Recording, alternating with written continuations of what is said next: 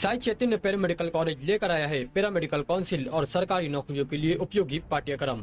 EMLT, radiology technician, health sanitary inspector में admission जारी है। हमारा पता याद रखें, साई चैतन्य paramedical college, Ruby CT scan के ऊपर, मोची corner, camp road, Malegaon. Parliament का इलेक्शन है शहर में। मौलाना उमरैन जो सभा बोर्ड के सेक्रेटरी है, उनकी उम्मीदवारी के ताल्लुक से बहस चल रही। आप भी कल मुलाकात के लिए गए, क्या राय है? पार्लियामेंट इलेक्शन होगा, तारीख डिक्लेयर हो चुकी है और दो अहम पार्टियों की तरफ से उम्मीदवार भी डिक्लेयर हो चुके हैं। असल मुकाबला इन्हीं दो पार्टियों में होगा जिनके उम्मीदवार डिक्लेयर हो चुके हैं। एक तो भारतीय जनता पार्टी की तरफ से डॉक्टर सुभाष भामरे साहब हैं और महाविकास अघाड़ी की तरफ से शोभा ताई बच्छाओ। देखा जाए तो मुकाबला इन्हीं दोनों के दरमियान है। मौलाना उमरैन महफूज रहमानी साहब से मुताल्लिक पूरे शहर के अंदर चर्चा है कि वो पार्लियामेंट का इलेक्शन लड़ेंगे। मेरी उनसे कोई मुलाकात नहीं हुई थी, लेकिन कल ज़ोहर की नमाज से पहले हम अहबाब बैठे हुए थे तो उस वक्त ये बात सामने आई कि मालेगांव में हमारे जो सियासी मुखालिफिन हैं वो मौलाना उमरैन रहमानी साहब को मुझसे बदगुमान करने की कोशिश कर रहे हैं और उन तक ये बात पहुंचाई गई है और शहर में भी इधर उधर ये बात फैलाई जा रही है कि मैंने बैरिस्टर असदुद्दीन ओवैसी साहब को फ़ोन करके ये बात कही कि मौलाना उमरैन महफूज रहमानी साहब को टिकट ना दे।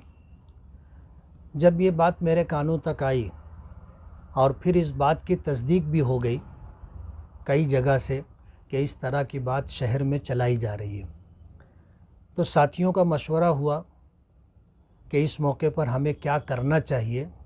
तय ये हुआ कि मैं ख़ुद मौलाना उमरैन साहब से मुलाकात करूं और मौलाना उमरैन साहब के सामने अपनी बात रख दूं, ताकि सियासी मुखालिफिन की जो सियासी हिकमत अमली है और उस सिलसिले में जो बात वो मौलाना उमरैन साहब तक और मौलाना उमरैन साहब के मानने वालों तक पहुंचा करके मुझसे बदगुमान करना चाहते हैं, इस बदगुमानी का ख़ात्मा होना चाहिए।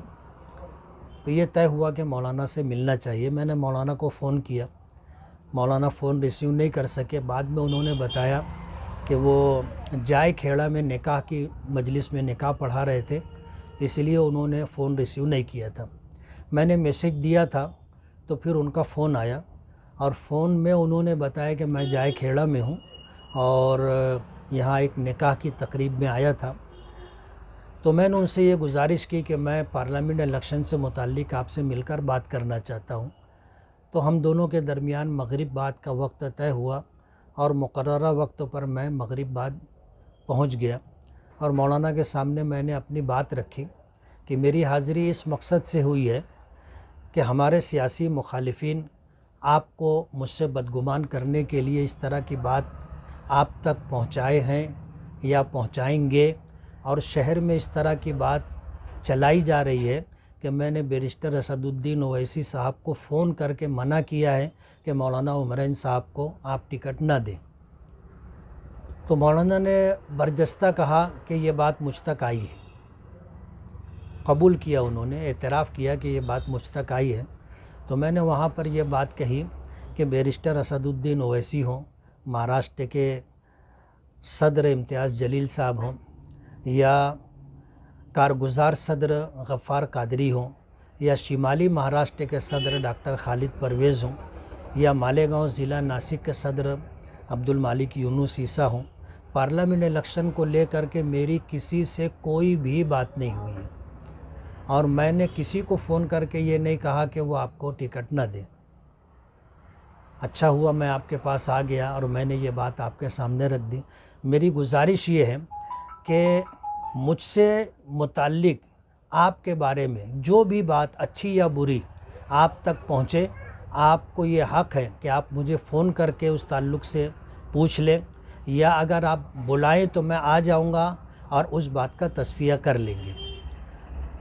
ये मैं गुजारिश लेकर के आया हूँ और मैं ये चाहूँगा کہ لوگوں کی کسی بھی بات پر آنکھ بند کر کے بھروسہ نہ کریں، بلکہ آپ مجھ سے پوچھ لیں۔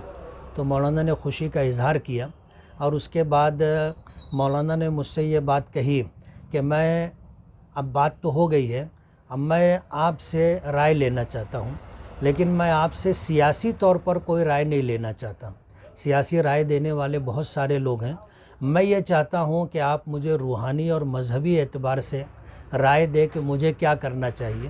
تو میں نے ان کے سامنے یہ بات رکھی کہ میں اس راستے سے گزر چکا ہوں، اور جن مراحل سے گزر کر کے میں آیا ہوں اس سلسلے میں میری اپنی بیتی آپ کو بتاؤں گا کہ مجھے روحانی طور پر یا مذہبی طور پر جو نقصان ہوا ہے وہ نقصان آپ سے میں شیئر کرنا چاہتا ہوں۔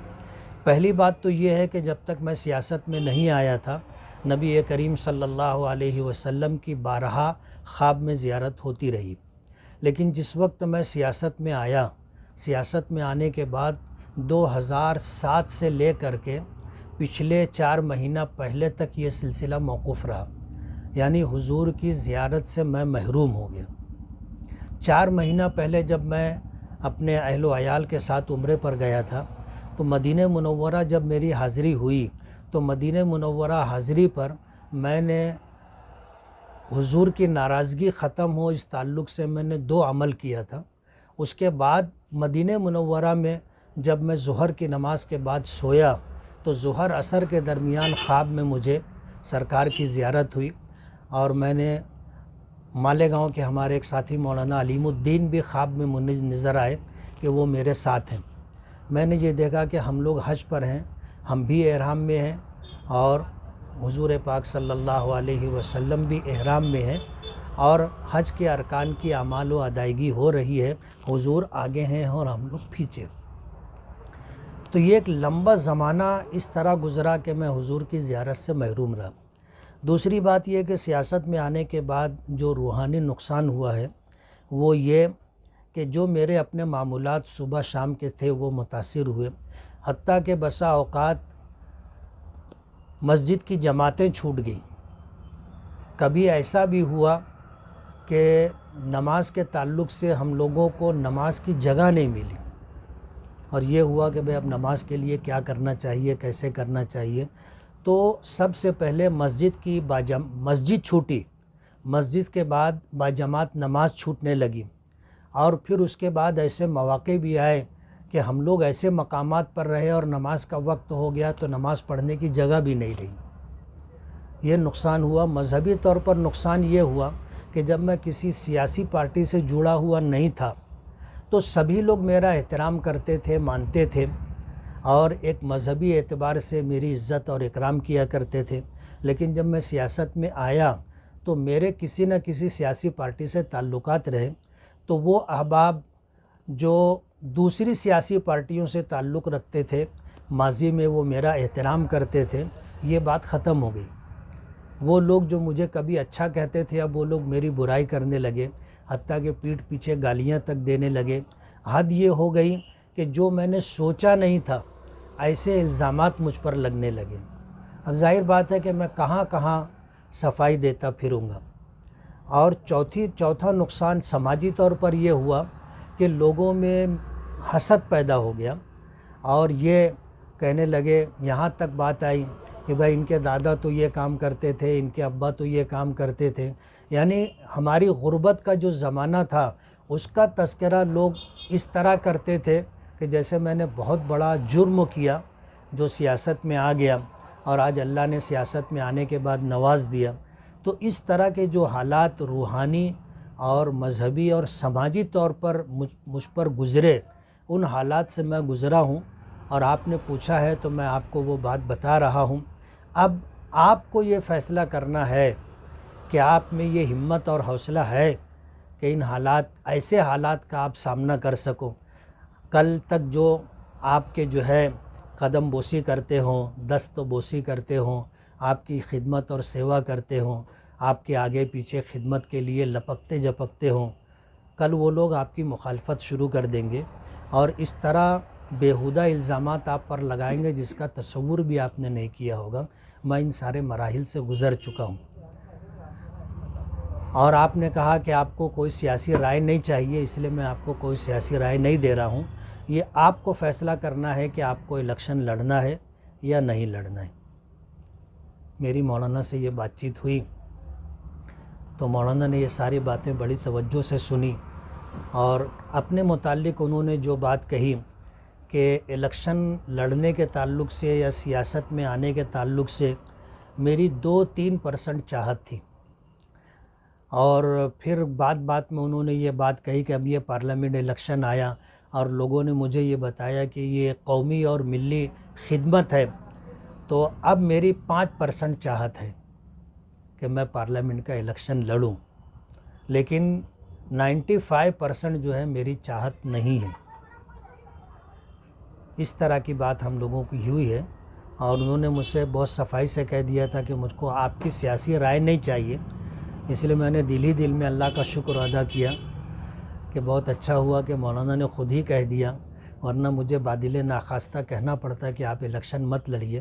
اس لیے کہ دنیا دارالاسباب ہے، اور ہر پولنگ بوتھ کے اوپر جو ہے اپنا پولنگ ایجنٹ ہونا چاہیے، اور ہر پولنگ بوتھ کے اوپر اپنی ٹیم ہونی چاہیے جو ووٹروں کو گھر سے نکال کر پولنگ بوتھ تک پہنچائے.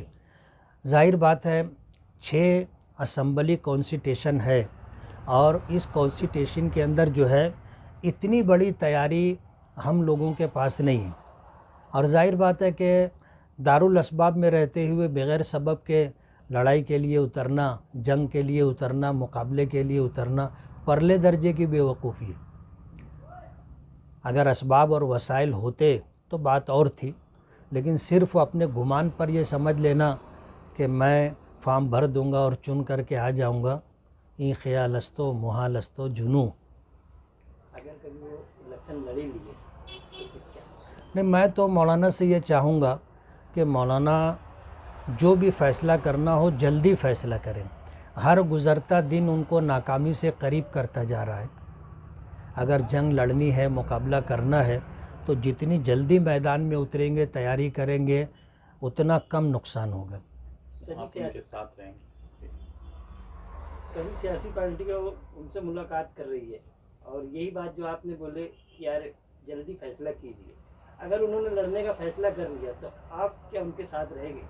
میں اپنے ساتھیوں سے مشورہ کروں گا. اصل میں MIM سے جڑا ہوا ہوں، اور ہمارے شمالی مہاراشٹر کے صدر ڈاکٹر خالد پرویز صاحب ان سے بارہا ملاقات کر رہے ہیں، اور مجھے ایسا لگ رہا ہے کہ ڈاکٹر خالد پرویز صاحب کی چاہت ہے کہ وہ الیکشن لڑیں، اور پارٹی سے جڑے ہوئے ہونے کی وجہ سے ایک مرتبہ مجھے ان سے بات کرنی پڑے گی، اور اوپر بھی بات کرنی پڑے گی. ایسا نہ ہو کہ وہ تائید کر دیں اور میں مخالفت کر دوں، یا میں تائید کر دوں وہ مخالفت کر دیں، تو ہم لوگوں کے آپس میں اختلاف دکھ کر کے آئے گا، اور یہ متبھید نہیں ہونا چاہیے. ڈاکٹر خالد پرویز صاحب سے میں ملوں گا، اور اوپر بات کر کے اپنا موقف انشاءاللہ میں پیش کر دوں گا.